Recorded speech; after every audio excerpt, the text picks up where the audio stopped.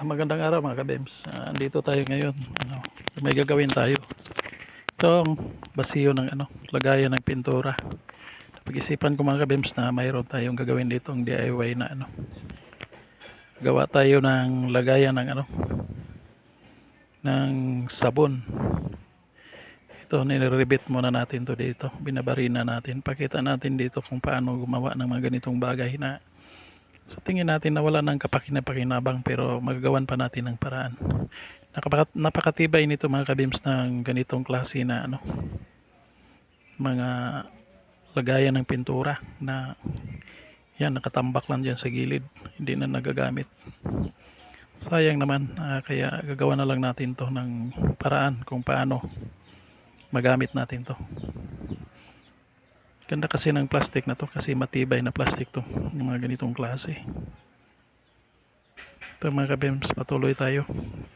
Salamat pala mga kabems sa nag-like and share sa ating mga video, sa ating mga vlogs, sa pag-support ninyo sa ating channel. Marami pong salamat.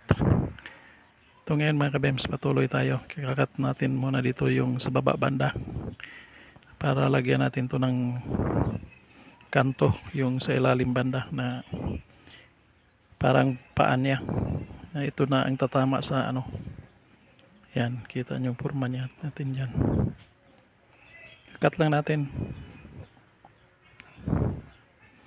Ito mga bems, may makukuha kayo dito sa ating channel. Kahit ganito lang, pakunti-kunti lang. Pero at least mayroon tayong matutunan. Ito, nagbubutas muna tayo dito.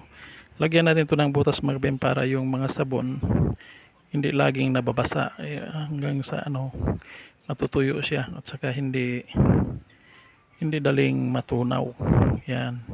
Pinubutasan natin sa ilalim yan. Binabarina lang natin mga kabems. Pagkatapos niyan yan, pakita lang natin dito mga kabems kung paano gumawa sa mga ditong bagay. Yan, ito na mga kabems. Nagpipintura na tayo mga kabems. Ito lang, pinapakita lang natin to kung paano natin magagamit ang mga ganitong bagay mga kabems. Sa simpleng paraan lang, may magagamit na tayong lagayan ng mga sabon. Yan, pinapintura natin mga kabems. Yan. Yan mga kabems. Nakita ninyo kung paano natin ito ginagawa. Yan. Yan mga kabems. Simple. Nakita nyo yung lagayan ng sabon. Yan. Napakaganda mga kabems. Marami pong mga salamat mga kabems sa panood nyo sa ating video. Pag like and share nyo.